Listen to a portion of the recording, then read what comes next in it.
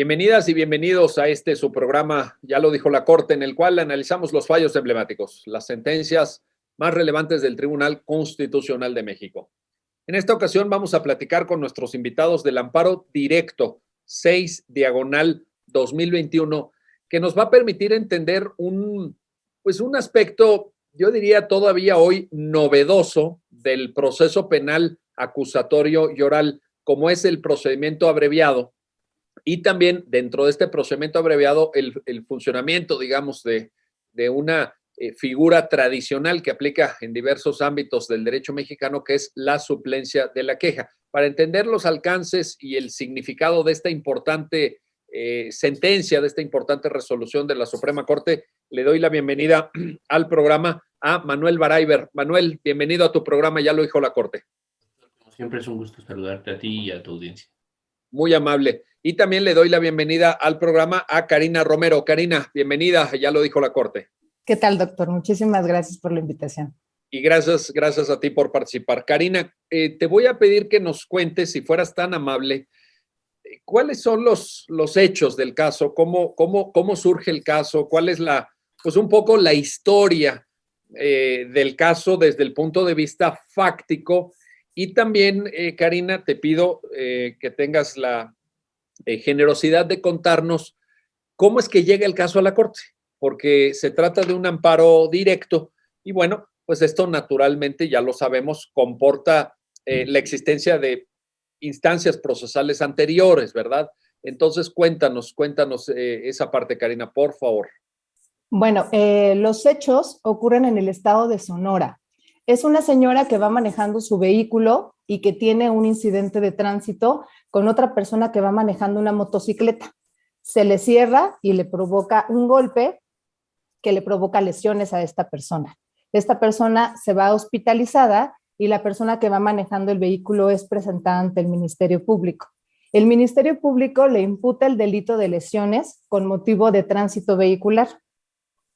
Posteriormente, más o menos como en un mes después, la mamá de la víctima informa que la persona a causa de las lesiones pierde la vida. Para esto presenta el acta de defunción correspondiente y en ese momento a la mamá de la víctima se le tiene como ofendida en el procedimiento penal. Esto es muy importante. Posteriormente también se le tiene como parte ofendida a la concubina de la víctima y al hijo que procreó con ella.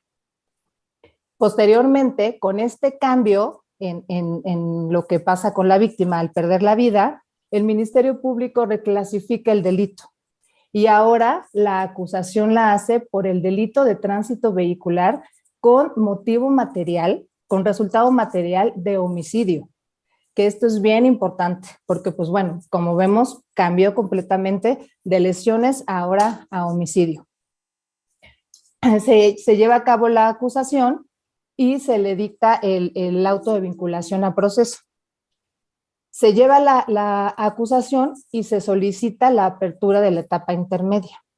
Cuando inicia la etapa intermedia, el Ministerio Público ofrece el procedimiento abreviado. Esto también es muy importante en el asunto que vamos a ver más adelante. Ofrece el procedimiento abreviado y sin establecer un monto a la reparación del daño por lo que hace a la concubina y al hijo. Solamente lo hacen por lo que hace a la mamá. Y lo hace a la mamá porque pues la mamá presenta las facturas de los gastos hospitalarios, los gastos funerarios, pero no se hace una cuantificación en relación a la reparación del daño moral en cuanto a la concubina y en cuanto al hijo. Se sigue todo el procedimiento y se dicta sentencia condenatoria en contra de la persona que iba manejando el vehículo por el delito de tránsito vehicular con resultado material de homicidio. Y se le condena la reparación del daño, pero solamente, como se señaló, en cuanto a la mamá, pero no a la concubina y al hijo. En contra de esta sentencia, la concubina interpone recurso de apelación, en donde de manera general en sus agravios hace valer que no está garantizada la reparación del daño, porque no hay una cuantificación en relación a ella y a su hijo. La sala responsable, cuando analiza el recurso de apelación, le dice, Si bien es cierto, no hubo una determinación en cuanto al monto, fue porque ni tú ni el Ministerio Público aportaron pruebas o elementos para poder determinar este monto. Sin embargo, yo ya me di cuenta que efectivamente no es este monto, pero no opera la suplencia de la queja en favor de la víctima y por lo tanto yo no puedo establecer este monto. Esto es bien importante porque, como lo platicaremos después, pues es el corazón de la sentencia que estamos analizando. En contra de esta resolución, la concubina promueve un amparo directo. Este amparo directo llega al tribunal colegiado porque es competencia originaria del tribunal colegiado. Sin embargo, el tribunal colegiado advierte que hay un problema de constitucionalidad que sería oportuno para que se pronuncie este alto tribunal y nos envía los autos a este alto tribunal para que se ejerza la facultad de atracción. Se forma la facultad de atracción y en sesión de la primera sala, por unanimidad de 5 votos, los ministros resuelven en el sentido de ejercer la facultad de atracción. ¿Por qué? Porque se advierte un tema primordial, un tema muy importante, que es determinar si procede la suplencia de la queja en favor de la víctima en el recurso de apelación cuando estamos en un procedimiento abreviado. Es por eso que llega ante la Corte por esta facultad de atracción y se forma el amparo directo 6/2021, del cual platicaremos ahorita. Así es, del cual exactamente, Karina, vamos a platicar a lo largo del programa. Y ahora voy contigo, Manuel Baraybar, para plantearte lo siguiente. Obviamente, pues ustedes y la ponencia en la que trabajan son grandes especialistas en la cuestión penal, sustantiva, adjetiva, por supuesto, pero me gustaría, Manuel, que ayudemos también a las personas que están viendo el programa a entender el contexto procesal en el que esta discusión se presenta. Y específicamente te lo pregunto y te lo planteo por esto. Procedimiento abreviado. Todavía hoy, ya sé que los años pasan, ya sé que ya, en fin, tampoco es correcto decir el nuevo proceso penal, ya, todo eso que ya hemos platicado alguna vez tú y yo, Manuel, pero el procedimiento abreviado dentro del conjunto del proceso acusatorio es una relativa novedad. Yo creo que incluso hay algunos colegas, abogadas, abogados que no le entienden. Ayúdanos a entender, Manuel, ¿qué es esto del procedimiento abreviado? ¿Qué papel juega en el conjunto del proceso penal mexicano? Adelante, por favor. Claro que sí, doctor. Sí, efectivamente es una herramienta, vamos a decirle, novedosa. Digo, estas líneas cronológicas de si es nuevo, con esta pandemia se han distorsionado, ¿no? Ni es nuevo sistema, ni es tan nuevo esto.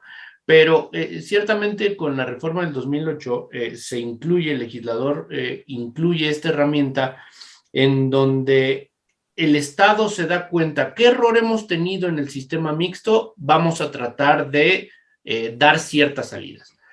La base, la esencia de este método, de esta herramienta, es despresurizar al sistema. ¿Qué significa despresurizar? Que si tenemos delitos, juicios, procedimientos en donde están saturadas por pruebas, por desahogo de pruebas, todos los juzgados, todos los órganos jurisdiccionales locales o federales, este método, esta herramienta significa, es una potestad del Ministerio Público en donde dice, yo renuncio como Estado a un juicio completo y por ende a una sentencia de condena completa, porque es la intención, la pretensión de la Fiscalía, y tengo que dar algo a cambio. ¿Qué doy a cambio? Una reducción de la pena. Hay una serie de 3 reglas para hacer esta disminución. Pareciera que en esta jugada solo estamos involucrando Ministerio Público, quien es quien la propone, el juez, que es quien examina y avala si es viable, y el beneficio hacia el imputado acusado en ese momento, porque tiene que haber ya una determinación, en este caso avalada en la Constitución, lo que tiene es el auto de vinculación, y a partir de ese momento se puede decir, merezco o puedo optar a un beneficio, una reducción de esa pena. Pero pareciera que estamos sacando de la jugada a alguien tan importante que es la víctima. Y entonces es este equilibrio que pretende el propio sistema, en donde le da un papel primordial a cada uno de estos participantes. El juez como garante de todo el procedimiento, Ministerio Público que hace esta renuncia a una investigación, bueno, no es una investigación, sino a un debate en el juego procesal, en el juego de pruebas, y finalmente la aceptación del imputado a este procedimiento. Lo resumiría en esto: es una negociación en donde si tú aceptas la participación del hecho, puedes accesar a un beneficio. ¿Cuál es ese beneficio? Tu techo de pena va a ser la pena mínima y tu piso va a ser, pues, en función a si la media aritmética del delito, etcétera, etcétera, pero puedes accesar hasta unas 2/3 partes, a una tercera parte o incluso la mitad de la condena, tratándose de dolosos o culposos, ¿no? En términos generales es esto el procedimiento abreviado. Tú sabes que a mí me gusta este tema de las estadísticas. Si nos estamos enfocando a la víctima, en este caso, a la suplencia de la queja, quisiera hablarte de un dato. Para efectos generales, el INEGI ha establecido que la reparación del daño, es decir, a la víctima que es de cualquier delito, le cuesta, no al Estado, a las víctimas les cuesta algo así como 282,000 millones al año. Es una cifra del INEGI de 2019, en donde es más o menos equivale al 1.5 del Producto Interno Bruto. ¿Qué significa? Que son miles de millones por concepto de reparación del daño. Tú dime si no es importante hablar de la reparación del daño. Tú dime si no es importante que la víctima tenga este derecho, que pueda alzar la mano y digo, oigan, pues sí, ya le redujiste la pena, pero pues mi reparación del daño tiene que estar completamente garantizada. Entonces, ¿qué te quiero decir con esto? Que el procedimiento abreviado no solo es beneficio para el acusado, no solo es beneficio para el imputado, sino que debemos de contemplar muy seriamente a la víctima, a las víctimas, a los ofendidos en este procedimiento abreviado. Oye, Manuel, 280,000 millones de pesos. Estás hablando de una cantidad. Millones. Es impresionante este dato que estás citando, Manuel. Ahí está en una nota a pie de página la sentencia, la vi, y luego haces la comparación ahí también del porcentaje que supone el gasto educativo, porque estamos hablando ya de una cantidad abrumadora. Miles de millones de pesos. Me sorprendió este dato. Y redondeando la cifra, doctor, de este porcentaje, se habla de que los juicios, por lo menos a nivel federal, los juicios a través de este sistema oral, acusatorio oral, las cifras del 2% están llegando a juicio, pero de ese 2%, digamos que vamos unas etapas antes, se están terminando las sentencias a través del procedimiento abreviado más o menos el 51%. Es decir, el sistema, el método, el procedimiento de abreviado está funcionando, ¿no? Sí está despresurizando de alguna manera el sistema. No, pues si el 51% optan por el abreviado, no solamente está funcionando, sino que ya se convirtió en la estrella, ya se convirtió en la superestrella, en la figura, digamos, hasta cierto punto, bueno, que permite esta despresurización al final del día, ¿no? Pero no echemos todos los cohetes al aire. También puede ser una navaja de doble filo, porque también puede abusarse como figura para lo que hemos también platicado. Esta capacitación del Ministerio Público, la representación social, si no tiene estos elementos de investigación policíaca, esta capacitación para hacerse de material probatorio, lo más fácil es proponer este método de procedimiento abreviado para efectos de determinar, y evidentemente es un método también de presión hacia las víctimas, también es un método de presión hacia el imputado para decir, si terminamos esto te pagan rápido, ¿no? Entonces, digo, lo vamos a platicar ya cuando vayamos avanzando con esto, pero ojo, también puede ser una navaja de doble filo. Sin duda, y sobre todo cuando el trabajo no se hace bien. Y creo que en este caso la Corte reflexiona de alguna manera sobre esto. Ahora, regreso contigo, Karina Sí. Romero, para plantearte lo siguiente. Ayúdanos a entender la segunda columna vertebral sobre la que transcurre la argumentación de la Corte, para efectos de que las personas que están viendo el programa entiendan qué es esto de la suplencia de la queja, por qué importa, a favor de quiénes o con qué alcance. ¿Cómo es que la Corte se fija en este tema, Karina, en el marco de la resolución que estamos analizando? Por favor. Sí, yo creo que primero que nada tenemos que tener un panorama de lo que es la suplencia de la queja, qué significa para que las personas nos puedan entender. Y es esta facultad de los jueces de manera oficiosa que tienen para poder analizar en su conjunto toda una resolución. Es decir, si tú no me pediste algo, yo de oficio puedo advertir que existe una violación y por lo tanto lo voy a analizar. Esa es la suplencia de la queja. Voy a suplir tus quejas. Es decir, si tú no me dijiste nada, si no presentaste conceptos de violación, si no presentaste agravios, yo los voy a estudiar aunque tú no me los hayas hecho. Es la facultad que tengo. ¿Por qué? Porque opera esta suplencia de la queja. Siempre en materia penal ha operado en favor del imputado, pero efectivamente la Suprema Corte ha tenido una evolución y ha desarrollado ya una doctrina en este nuevo sistema penal acusatorio que ya no está nuevo, pero la suplencia de la queja en primera instancia operó, se dijo, en favor del imputado. ¿Por qué? Pues por este equilibrio que tiene que haber entre las partes. El imputado, en teoría, es la persona que tiene menos elementos para poder llevar a cabo el juicio. Posteriormente se dijo no, también procede la suplencia de la queja en favor de las víctimas. ¿Por qué? Porque efectivamente de lo que se trata este nuevo sistema penal es que haya un equilibrio entre las partes y este equilibrio es pues entre el imputado y la víctima. Los dos deben de contar con las mismas armas para poderse defender en el asunto o como para poder tener los elementos para llevar a cabo en el procedimiento sin que exista una disparidad. Entonces, si opera la suplencia de la queja en favor del imputado, ¿por qué no en favor de la víctima? Y ahora se hace esta extensión de la suplencia de la queja en la sentencia que tenemos es, procede la suplencia en el recurso de apelación interpuesto cuando estamos en un procedimiento abreviado.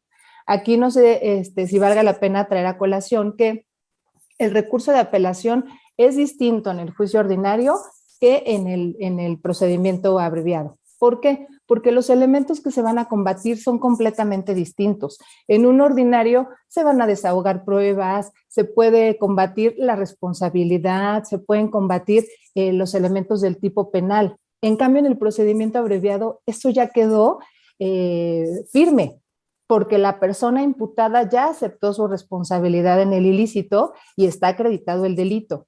Eso ya no se puede impugnar en la apelación. En la apelación se pueden impugnar cosas solamente como la imposición de la pena y la reparación del daño. Entonces, esta suplencia, como vemos, pues es distinta al ordinario y distinta en el procedimiento abreviado de las cosas que se pueden o no se pueden analizar en cada uno de ellos. Oye, Karina, y déjame regresar un segundo en un tema que planteabas. Este nuevo estatuto jurídico victimal en el proceso penal acusatorio, pues antes no se tenía y hoy creo que también vale la pena apuntar que hablamos de verdaderos derechos de la víctima en el proceso, porque antes me daba la impresión, Karina, tú coméntanos al respecto, pero que la víctima era como el invitado silencioso, era como bueno, híjole, pues ahí está, ¿verdad? Pero no tenía un papel significativo. Hoy, Karina Romero, te pregunto, estamos hablando ya de un estatuto jurídico sustantivo, que además se fundamenta en la lógica de los derechos humanos. Tú mencionaste el equilibrio entre las partes, pero ¿tienen las víctimas verdaderos derechos? Sí, las víctimas tienen obviamente derechos y en este equilibrio procesal, obviamente la función de los jueces es ver que se respeten de manera total estos derechos que tienen como víctimas, porque efectivamente antes pues era, aquí están las circunstancias, esto fue lo que pasó y los jueces determinaban hasta qué punto intervenía la víctima, qué le daban, qué no le daban. Ahora es, oye, no, me puedo inconformar porque hay una violación a mis derechos fundamentales. Y esto es algo que, pues con la evolución que ha tenido la doctrina en relación a la suplencia de la queja, no solamente del imputado y no solamente para las víctimas, pues que ha hecho que la Suprema Corte efectivamente se pronuncie en relación a este equilibrio que deben de tener las partes, porque deben de estar en igualdad de condiciones, sin que exista una que tenga mayor peso sobre la otra. Y creo que ahí la figura de la suplencia es importante y también la representación jurídica autónoma de la víctima a través del asesor jurídico, ¿no? También es una, una novedad que pues corresponde a este nuevo, no tan nuevo, proceso acusatorio. Bueno, déjenme hacer una pausa, no se vayan, regresamos enseguida para continuar en el análisis y comentario de este amparo directo, el 6/2021 y pues esta estructuración del procedimiento abreviado, la suplencia de la queja en materia penal en favor de las víctimas y todo lo que ya han escuchado de voz de nuestros invitados. Regresamos enseguida. Ya estamos de vuelta, ya estamos de regreso en su programa, ya lo dijo la Corte, para continuar en el análisis y comentario de esta sentencia, la que resuelve el amparo directo 6/2021 con nuestros invitados. Y ahora quiero regresar contigo, Manuel Baraybar. A ver, lo que sí queda claro, Manuel, es que en el procedimiento abreviado, inequívocamente se tiene que salvaguardar la reparación del daño. Digamos, la lógica que tú comentabas de la negociación, entre comillas, o de el ajuste en beneficio del procesado para disminución de la pena, no comporta, de ahí no deriva que se olviden del tema de la reparación del daño en favor de la víctima, ¿cierto o no? Cuéntanos esa parte. Es correcto. Mira, pero además quisiera completar una idea que traía la licenciada, que nos comentaba la licenciada, y de lo que hablabas tú del Estatuto de las Víctimas, ¿no? En esta evolución de la suplencia de la queja, la Suprema Corte, específicamente la primera sala, el primer tema que abordó fue la suplencia de la queja, ¿existe o no existe? Y después de esta evolución, para no complicarnos tanto, se habló de una figura que se llama suplencia de la queja acotada. ¿Qué significa acotada? Que no puede ser una carta abierta, no puede ser un cheque en blanco. Entonces, acotada significa que se interpretó el 461 y 468 del Código Nacional para que se dijo, sala de apelación, tienes que revisar de oficio si hay violaciones a derechos fundamentales. Ahí fue donde se prendió el foco de la suplencia de la queja. Y eso fue el vértice que dio la línea hasta donde estamos hoy. La suplencia de la queja acotada, esta traslación, esta expansión de la suplencia al imputado y posteriormente hacia la víctima. ¿Por qué inició con esto? Porque cuando hablamos de reparación del daño no significa que la víctima... sí, el 204 te habla del derecho de la oposición por parte de la víctima. Y la oposición no significa no a todo, no quiero, no significa que está, vamos, puede participar, pero no significa que le den la razón de todo. Entonces, ¿esta oposición en qué consiste? La oposición consiste en, oye, tú le quieres dar una reducción, adelante. Tú le quieres hacer una aceptación, una renuncia a una consecución de un juicio completo, adelante. Pero a mí garantízame mi reparación del daño. Sobre ese aspecto, sobre ese espectro es donde se mueve esta suplencia de la queja acotada. No es el todo, es sobre esto. Entonces, como podemos darnos cuenta, la reparación del daño es, decía la licenciada, el corazón de lo que realmente motiva a la víctima o ofendido es garantícenme mi reparación del daño. Tenemos una peculiaridad en este asunto. El tribunal de alzada se da cuenta que no está garantizado el monto. Entonces, hay una dicotomía aquí de cómo puedo oponerme a un monto que no está garantizado si no está el monto. Entonces, es un encadenamiento de por dónde empiezo. Si no tengo un monto, ¿a qué me opongo?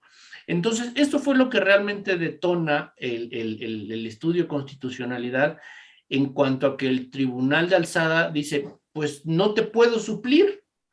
Nosotros decimos, sí es factible en este equilibrio de armas, sí se puede suplir, a efecto de que tribunal o en todo caso el juez de control tienes que asegurar la reparación integral. Y para que proceda esa reparación integral, es indispensable que se parta de un parámetro, y ese parámetro es garantiza, no, fija un monto de reparación y garantízalo, no solo fíjalo, sino garantízalo, ¿no? Ahí está la cuestión. Justamente iba yo a destacar ese punto al que aludes, Manuel, para plantearle a Karina lo siguiente. En la propia sentencia se refiere, incluso a través de una transcripción literal de lo que consta en la videograbación de la audiencia intermedia, que la fiscalía no le da elementos a la jueza para que se pronuncie sobre la reparación del daño, y entonces la jueza dice, pues, ¿qué parámetros voy a usar? ¿Qué voy a tomar en cuenta? En el caso, como ya Karina lo comentaste, de la concubina y del hijo de esta persona que había sido, pues, víctima del hecho de tránsito con resultado material de pérdida de la vida. Aquí, bueno, cuéntanos esa parte, cómo la desarrolla la sentencia, y luego, pues, les voy a plantear también a los dos qué sucede con esta actuación del Ministerio Público, porque parece que el Ministerio Público, en efecto, ya lo contaba Manuel, abre la puerta del abreviado, pero pues se desentiende un poco del tema de reparación del daño, ¿no? ¿Eso es correcto? ¿No es correcto? A ver, pero empecemos por este punto, Karina Romero, por favor. Cuéntanos cómo está la situación. ¿Por qué en un caso sí, el de la mamá, en el caso de la concubina y el niño no? ¿Y qué fue lo que estaba y no estaba en esa audiencia intermedia? De las grabaciones, lo que se puede advertir es que el Ministerio Público, cuando propone el abreviado, dice, en relación a la reparación del daño por lo que hace a la mamá de la víctima, se tiene que pagar aproximadamente 47,000 pesos. Sí. ¿Esto por qué? Porque la mamá aporta al procedimiento las pruebas para sustentar esta determinación de este monto, que eran las facturas de los gastos hospitalarios, los gastos funerarios y todo lo que ella erogó. Entonces, se tienen elementos para poder determinar este monto y así lo hace. Pero también se advierte de la lectura de las videograbaciones que dice, oye, pero no tengo elementos para determinar el monto por lo que hace a la concubina y al hijo, porque no hay elementos, no hay pruebas y por lo tanto, juez, te lo dejo a ti para que tú lo determines. Obviamente esto nosotros lo advertimos y dijimos, es que aquí hay una violación flagrante. ¿Por qué? Porque el Ministerio Público, cuando propone este procedimiento abreviado, si bien tenía que garantizar la reparación del daño material por lo que hacía la señora, también tenía que haber determinado un monto y haberlo fijado. Y la alzada se da cuenta, dice, sí es cierto, efectivamente aquí hay una violación porque no hay un monto. Por eso la víctima no se podía oponer fundadamente, como dice el artículo 204 del Código Nacional, para decir, oye, no estoy de acuerdo. Pues no estás de acuerdo porque no hay un monto. Eso se lo dejaron a la libertad del juez y el juez no tenía por qué haberlo fijado. Tenía que haberlo fijado la fiscalía para que efectivamente fuera procedente este procedimiento abreviado y no solamente dejarlo al arbitrio de, pues en este caso del juez de, bueno, voy a fijarlo, que a final de cuentas tampoco se hizo. Oye, a ver, y en este sentido, Manuel, te pregunto, situémonos por un momento de manera imaginativa en esa audiencia intermedia, en ese momento donde la jueza dice, y bueno, y ahora dando por hecho que procede el abreviado, pues yo qué hago, cuál es el parámetro o en qué me baso o qué elementos tomo en cuenta para la determinación de este monto, que además ya de por sí la materia, y ustedes lo saben porque en la primera sala se han discutido varios asuntos en ese sentido, la materia de daño moral es especialmente difícil para cuantificar montos. Ya, eso ya de entrada, ¿no? Pero luego, en el marco del desarrollo de una audiencia intermedia, donde la jueza dice, pues, ¿yo para dónde me hago, verdad? ¿Qué está sucediendo ahí, Manuel? Entonces, como dice Karina, ¿hay un error de la fiscalía o qué pasó? Definitivamente sí advertimos para poder analizar este asunto y hacer la propuesta a la sala, a los señores ministros, señoras y señores ministros, tuvimos que ver los videos y de minuto a minuto. Tan es así que en el proyecto tratamos de poner evidencia de que el minuto dijo, intervino el asesor, en tal minuto intervino el Ministerio Público. Y efectivamente advertimos que hubo un error, vamos a llamarle un error por parte de la Fiscalía. No sé si se le hizo fácil, pero evidentemente no acató el 201 del Código Nacional, que de entrada es el que te da la procedencia, te da el marco del procedimiento abreviado y te dice, para efectos de su procedencia, tiene que señalar un monto, tiene que fijar un monto para reparación del daño. Entonces, no puede haber procedencia, no se puede abrir la llave del procedimiento abreviado sin ese elemento, y no lo hizo. Entonces, vimos el video, está la señora juez, y la Fiscalía en su intervención, cuando propone el procedimiento abreviado, inicia de entrada, como dato al margen. Por cierto, no hubo mucha reducción porque pues tenía un margen de maniobra para efectos de la imposición de la pena, pero bueno, pues digamos que se fue alto el Ministerio Público.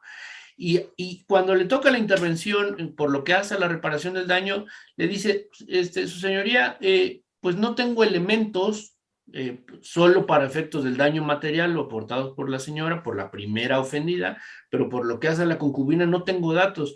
No, o sea, tenía parámetros como la Ley Federal del Trabajo para efectos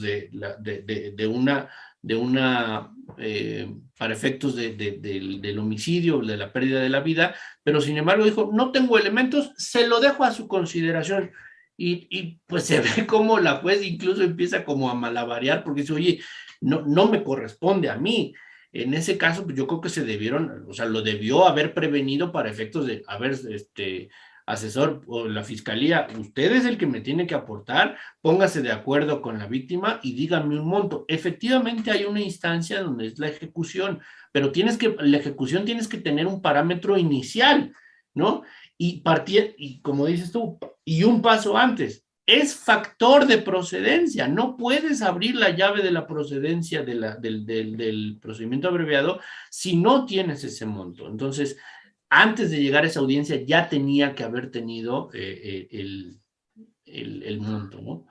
Oye, esta reflexión que nos compartes, Manuel, llama la atención sobre otro tema que también ya en diversos momentos hemos platicado tú y yo, sobre la necesaria capacitación en este nuevo proceso.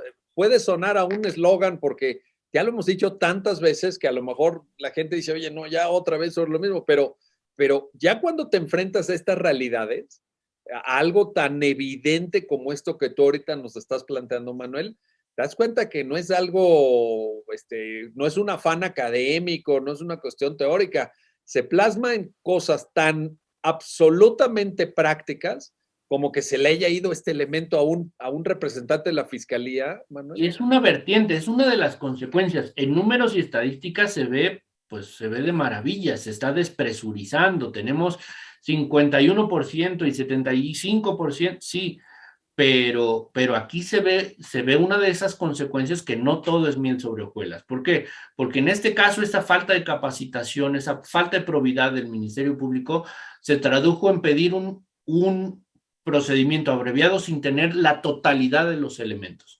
¿En qué consecuencias trae? Una afectación a la víctima, tanto que si parte de la esencia, de la naturaleza del procedimiento abreviado es que la víctima tenga acceso a la reparación de manera mucho más pronta, pues si no me dices qué parámetro, ni pronto, ni tarde, ni nunca. Entonces, es por eso la importancia de esta fijación, de darle la debida importancia. Y regresando al tema de la capacitación, ¿cuántos ministerios públicos por esta falta de elementos de investigación, porque les da flojera, porque no tienen elementos académicos o incluso materiales, pues mejor vámonos por el abreviado, ¿no? Entonces, sí, te van a pagar muy rápido, mucho más rápido, no te opongas, pero si tenemos circunstancias como estas, no te opongas, pero no tienes un parámetro de reparación, pues se llega a complicar y se desnaturaliza completamente, por lo menos para la parte de la víctima, ¿no? Sin duda alguna. Ahora, regreso contigo, Karina Romero, para plantearte esto. ¿Puede haber, en la sentencia por ahí se menciona alguna duda sobre el parámetro normativo que se tiene que observar en la cuantificación del daño? Porque por un lado está, en efecto, lo decía Manuel, la Ley Federal del Trabajo. Pero por otra parte, entiendo que en el Código Penal del Estado Sonora, que es el aplicable a este proceso desde el punto de vista sustantivo, también había algunas disposiciones sobre reparación del daño. ¿Puede haber algún debate sobre el marco normativo aplicable, lo que hay que tomar en cuenta? Pues aquí sobre todo el problema principal es la falta de determinación del monto que tenía que haber hecho el Ministerio Público en el momento de que ofreció el procedimiento abreviado. Si no tenía ese monto, es porque no tenía todos los elementos para poder proponer este procedimiento abreviado. No podía ni siquiera proponerlo. ¿Por qué? Porque le hacía falta un elemento, con independencia de la legislación adjetiva que tenía que haber tomado en consideración para determinar este monto. Yo creo que aquí, con independencia de la legislación que se tiene que aplicar o no para la determinación del monto, sobre todo es esta falta de determinación. Es efectivamente para la determinación del monto por lo que hace al daño moral, pues se tiene la Ley Federal de Trabajo. En el caso particular, el Código Nacional el Código Penal para el Estado de Sonora tiene por ahí algunos artículos que llevan a poder tratar de determinar este monto por daño moral. Pero el Ministerio Público no lo hizo, no aplicó ni la Ley Federal del Trabajo ni el Código Penal, porque precisamente faltó de manera completa esta determinación del monto.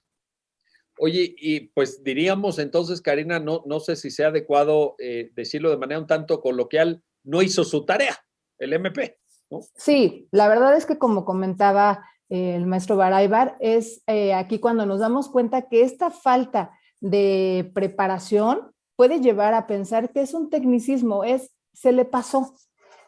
Es nada más presentó el procedimiento abreviado, sí se pronunció en reparación del daño material, pero se le olvidó. No sé si se le olvidó, no tenía los elementos, dijo, no, yo no puedo hacerlo, mejor se lo dejo a usted, señora juez, para que usted se pronuncie en relación a la determinación del monto. No lo hizo, no hizo su trabajo, no tenía todos los elementos que están enmarcados en el Código Nacional del 201 al 207, para que se dé a cabo este procedimiento abreviado, para que el Ministerio Público lo pueda proponer, tiene que cumplir con una serie de requisitos. Y uno de los requisitos es que se garantice la reparación del daño, pero de manera integral. En este caso tenía reparación del daño material y reparación del daño moral. Y no hizo su chamba, no se puso a revisar qué iba a aplicar, si la Ley Federal del Trabajo, si el Código Penal para el Estado de Sonora, para poder presentar esta cuantificación, lo que fuera. El monto que fuera, no lo hizo. Entonces creo que aquí esta falta de este tecnicismo que pudiera parecerse pequeño, porque de todos modos le dijo a la juez, oiga, usted determínelo, pues es importante, porque de entrada no hubiera sido procedente el procedimiento abreviado. No, y la jueza luego lo manda al momento de la ejecución, pero pues ya ahí ya... Porque la jueza en ese momento no tiene elementos, está en una audiencia, tiene a las partes que intervienen en el procedimiento, tiene a los ofendidos, que eran la mamá y la concubina, tiene al Ministerio Público y de repente le dicen, aquí está y fíjalo tú. Pues yo no tengo elementos, eso me lo tienes que dar tú me tienes que dar a mí. Esos elementos que tú estás pidiendo que yo tome en consideración, lo tuviste que haber analizado tú. Oye, y híjole, es que ahorita, Karina, escuchándote, estaba yo pensando, seguramente esto mismo que ahorita ustedes nos están platicando a propósito del dictado de esta resolución ya a nivel de Suprema Corte, ¿cuántas veces no debe haber pasado en ese primer momento, ¿no? En esa audiencia, en esa decisión que se va tomando minuto a minuto, segundo a segundo, y que a lo mejor no tuvo en aquellos otros supuestos la suerte, las personas perjudicadas por esta omisión, por esta falta de diligencia debida de la Fiscalía, de llegar hasta la Suprema Corte, porque aquí sí, aquí hay un procedimiento, pero te estaba escuchando, Karina, y pensaba yo en la cantidad de casos donde, pues por ahí hayan quedado ahí un tanto en el aire o de plano descobijadas las víctimas sin ningún tipo de salvaguarda de sus derechos, ¿verdad? Y en el caso que comenta, doctor, yo creo que también en la práctica, esta falta de técnica, también incluso de los representantes, de los asesores jurídicos, hace que las personas en ese momento en el que están teniendo la audiencia y se deja, bueno, sí, nos lo vamos a llevar hasta la etapa de ejecución, ¿sí? Y ahí se quedan. En el caso particular que tenemos, el asesor jurídico dijo, oye, no, mira, vamos a interponer la apelación. Tan es así que estamos en la Suprema Corte porque promovieron un amparo directo, pero ¿cuántas realmente, cuántos asuntos se quedan en etapa de ejecución y no sabemos incluso si se lleguen a hacer estas reparaciones de manera completa, como se tienen que haber hecho, ¿no? Yo tendría muchas dudas. Digo, habría que ver, ¿no? Habría que ver aquí Sí. a Manuel que le gustan las estadísticas, a ver si nos presenta una estadística de si se determina o no. Y la otra, si se verdaderamente ejecutan, porque una cosa es que te fijen el monto y luego ya que te depositen en tu cuenta o que te lo hagan efectivo, ya es distinto. Bueno, déjenme hacer una pausa, no se vayan, regresamos enseguida para continuar en este análisis y comentario del amparo directo 6, diagonal 2021 y pues todo lo que tiene que ver con procedimiento abreviado en el proceso acusatorio y oral y también el estatuto jurídico victimal, los derechos humanos de las víctimas en este proceso. Regresamos enseguida. Ya estamos de vuelta, ya estamos de regreso para continuar en esta conversación y análisis del amparo directo 6, diagonal 2021 con nuestros invitados. Y ahora quiero regresar contigo, Manuel Baraybar, para plantearte lo siguiente. Cuando ya se está planteando la necesidad de determinar un monto de reparación del daño, eso da lugar a un debate en la audiencia, da lugar al ejercicio propiamente de lo que se llama principio de contradicción, que es uno de los principales aspectos que desde el artículo 20 señala la Constitución para caracterizar al proceso penal acusatorio. Si no hay esta cuantificación, pues no puede haber debate, porque no debatir sobre qué, sobre algo que en ese momento no está fijando. Y te lo pregunto esto en primer lugar. Y luego te planteo también, Manuel, ahí el asesor jurídico victimal, lo voy a poner así en términos muy coloquiales, se tiene que poner las pilas, ¿no? Tiene que hacer ahí un trabajo de mucho detalle, de mucha enjundia, pues para tutelar los derechos humanos de la propia víctima. Cuéntanos esa parte. Claro, no solo el 20 constitucional, sino en los primeros artículos del Código Nacional, me parece el 7.8, establece que el principio de contradicción es fundamental, es de las columnas del sistema acusatorio. Tenemos publicidad, tenemos inmediación, pero la concentración, la contradicción también es fundamental porque es lograr este debate, no nada más quedarte con lo que dice un juez, sino es debátelo con lo que dice tu contraparte. En este sentido, aterrizándolo a nuestro caso concreto, efectivamente, y este es el mensaje que creo que es muy valioso transmitirlo a tu público y a todas las personas que están en un proceso, en especial en el acusatorio. La Suprema Corte ha dicho que también la víctima participa, tiene que tener una participación activa. En este caso, el Ministerio Público fue omiso en dar un monto, pero tú en tu principio, en tu derecho como víctima, en tu papel de asesor y tú en tu derecho como víctima, tienes que jalarle la toga al juez y decirle, oiga, si él no lo está haciendo, yo quiero que me pongan un monto, yo merezco más, la vida de mi pareja, la vida de mi hijo, la vida de mi nieto, etcétera, etcétera, tienen un monto. O simplemente haciendo uso de este principio de contradicción, es no estar conforme con eso o no solo con el monto, sino también garantízalo. ¿Qué te quiero decir con esto? Que hay todo un mundo argumentativo sobre el que puedes contradecir, sobre el que puedes debatir. Entonces, asesores, pónganse las pilas y no se queden con la omisión o con lo poco que les pueda garantizar el Ministerio Público. En esta participación activa propongan, evidentemente con parámetros reales, que será la labor del juez, con evidencias reales de fijar un monto, porque es el vértice de todo un camino para garantizar el derecho victimal. Entonces, es fundamental este principio de contradicción en este debate de la fijación de un monto para reparación del daño. Y tan es fundamental que implica nada más y nada menos que tomarse en serio los derechos de las víctimas, porque finalmente es eso. Y garantía integral, no es derecho de daño material, no, es el psicológico, el daño moral, el material, Y no solo fijarlo, garantizarlo. ¿Cómo lo fue? También la Corte lo ha dicho. Garantízalo con una fianza, con un pagaré, etcétera, con una hipoteca. No nada más me digas cuánto. No, pues, sí, pero garantízamelo. Sí, porque luego hay que hacerlo efectivo.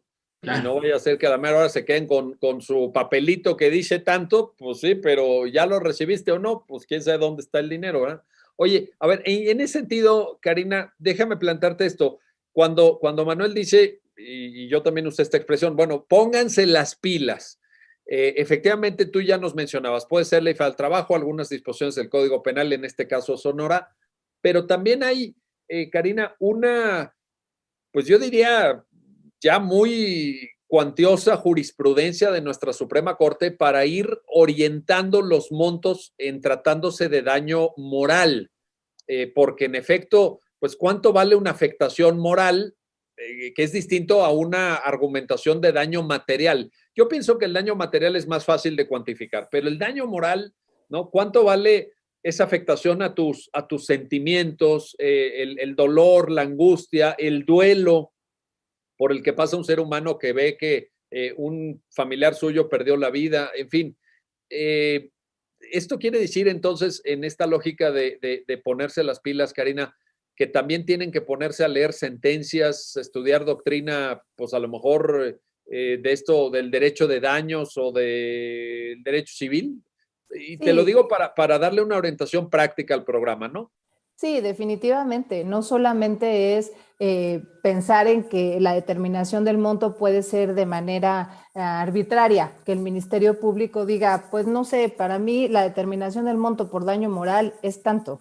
Tiene que haber elementos realmente objetivos que puedan sustentar que esta determinación del monto por daño moral tienen algún sustento, no puede ser nada más lo que el Ministerio Público considere. En cuanto a la reparación del daño, es más fácil. ¿Por qué? Porque pues ahí se tienen elementos como pudieran ser facturas, pudieran ser todos estos elementos que hacen que sea mucho más práctico y que se puede cuantificar pesos y centavos. En el daño moral no. En el daño moral lo que tienen que hacer es efectivamente leer jurisprudencia, leer las sentencias, leer los códigos aplicables y determinar, para poder fijar este monto, que efectivamente yo creo que ninguna persona, a pesar de que nos fijen el monto que ustedes se puedan imaginar, el más alto, a lo mejor para ninguna persona es suficiente para poder pagar, en este caso, la vida de una persona. O sea, sea el monto que sea, yo creo que todas las personas pudieran estar en desacuerdo con él.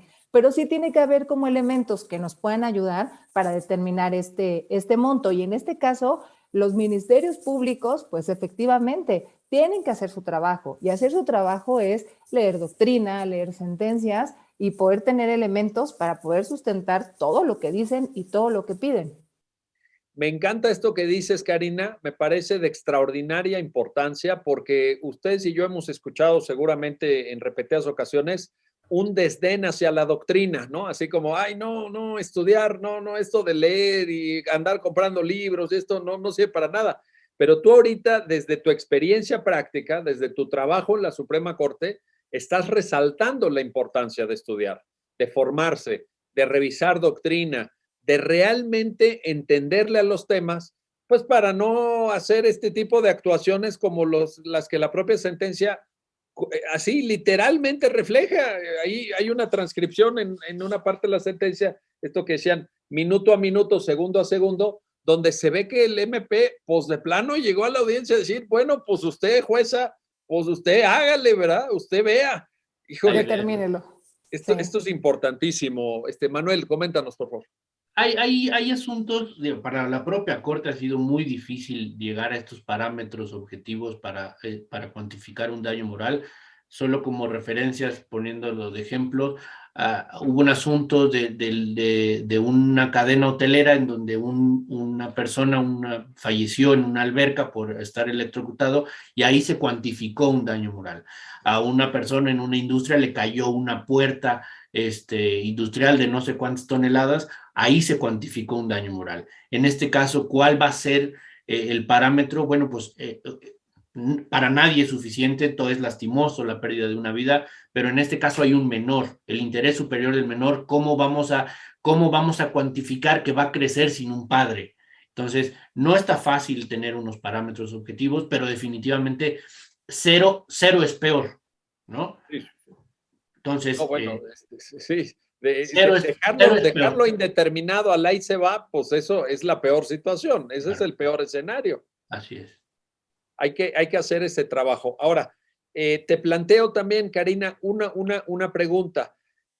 El papel de la segunda instancia en esto, porque desde que arranca el proceso acusatorio en su diseño, yo me acuerdo que hubo muchos debates, incluso en eventos académicos nos tocó participar y no había claridad sobre el alcance de lo que podía ser la instancia revisora ya en el recurso de apelación. Se pensaba que dado el principio de inmediación y del contacto inmediato del juzgador de primera instancia, pues la sala estaba vinculada solamente a resolver cuestiones de derecho y no entrar tanto a lo que sucedió ya en el debate de la audiencia. ¿Puede esto plantearse en segunda instancia? ¿Con qué alcance? ¿Qué responsabilidad tiene una sala al resolver una apelación en esta materia? Pues bueno, esta segunda instancia, como bien lo menciona doctor, realmente tiene que ser eso, una segunda instancia. En el caso concreto, tenemos una víctima y para ella, la víctima, el recurso de apelación, tiene que ser efectivamente un recurso, una segunda instancia en donde ella pueda combatir aspectos que quedaron firmes en una instancia anterior. Es importante, ¿por qué? Porque en este caso, quien resuelve la apelación tiene esa potestad de revisar, que en este caso, como lo vemos, es un poquito acotado, porque el procedimiento abreviado, pues en la apelación se pueden hacer valer solamente cuestiones muy, muy específicas, pero la sala tiene esa facultad de resolver esas cuestiones específicas que se le están planteando. Y en este caso, para la víctima, la apelación tiene que ser eso, una segunda instancia. Se tiene que garantizar su derecho de acceso a la justicia y con una instancia que obviamente que contemple todas estas posibilidades de garantizar sus derechos fundamentales, aunque sea víctima. Dados los tecnicismos que derivan del procedimiento abreviado, Manuel, te pregunto, ¿te hace sentido recuperar aquella expresión muy conocida de la Corte Interamericana cuando dice la segunda instancia o el recurso, llamémosle recurso, el derecho al recurso en general, debe permitir una revisión integral? Y hago la salvaguarda del tecnicismo, ya Karina lo apuntaba, que supone el procedimiento abreviado, porque el procedimiento abreviado acota el universo de cuestiones discutibles a través del recurso de apelación. Pero tomando en cuenta eso, ¿te hace sentido hablar de la integralidad de la revisión por parte del órgano que conoce de la segunda instancia? Para no quedarme solo con el sí, ¿no? Yo creo que el cambio de sistema de un mixto inquisitivo a un acusatorio definitivamente cambiaron las reglas. Y la Corte Interamericana ha dictado jurisprudencia de manera general, pero nosotros hemos tenido que, perdóname la expresión, tropicalizar muchísimas cosas. Esta locución de recurso efectivo, pues quedémonos con eso, tiene que ser efectivo. Sin embargo, cuando metemos a la jugada que para que se lleve a cabo cualquier audiencia, tiene que estar tu asesor, víctima, imputado, acusado, y tiene que estar el juez, cosa que no pasaba en el inquisitivo, pareciera que en este debate del que tú hablas, pues sí, efectivamente, yo peleé en muchas ocasiones, es decir, ¿por qué tendría que haber una suplencia y por qué tendría que ser revisable si todos hacemos nuestro trabajo? Si está un asesor y está capacitado, damos por hecho que está garantizado el derecho, pero no es así. Entonces, lo que pretendemos con esta propuesta, y bueno, pues no es nuestra sentencia, es sentencia de la primera sala, es que operen herramientas, que operen armas parejas, igualdad de armas para unos, para otros, pero no para todo, sino para cuestiones muy específicas.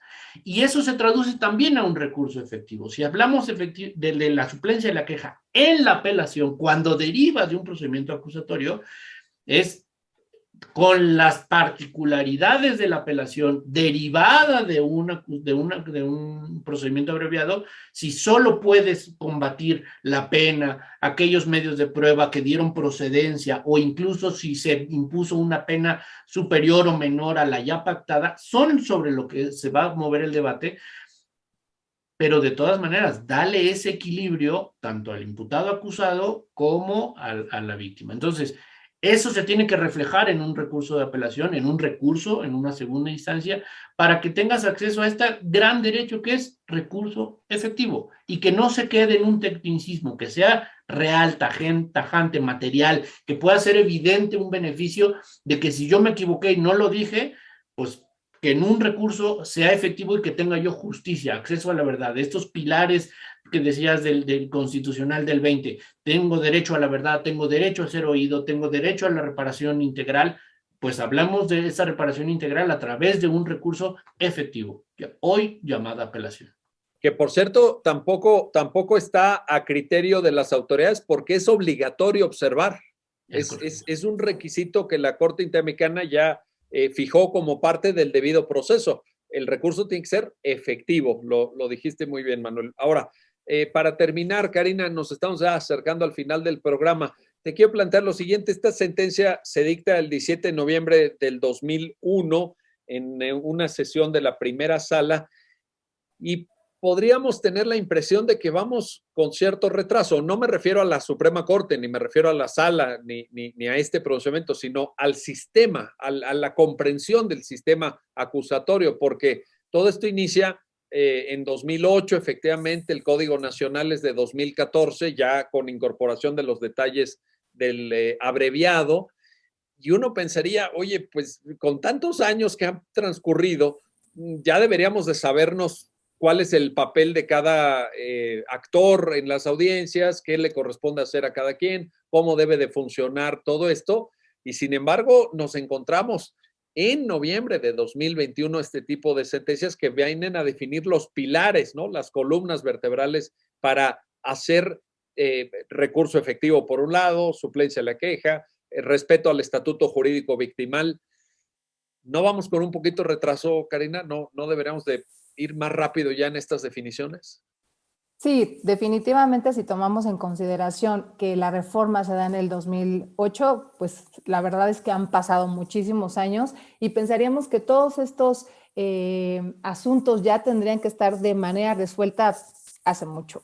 Los asuntos llegan a la Suprema Corte y es la oportunidad que tiene hasta este alto tribunal para pronunciarse, para desarrollar esta doctrina que queremos que quede plasmada para efectivamente dar seguridad a todos los que participan en un procedimiento penal. En el caso particular, este asunto sirvió para resolver en caso concreto que procede la suplencia de la queja en favor de la víctima. Algo que, como comentamos al principio del programa, la sala se da cuenta y dice, oye, ya me di cuenta, pero no me puedo pronunciar porque no procede. En este caso, el asunto le sirve a la Suprema Corte para fijar la base que se necesita.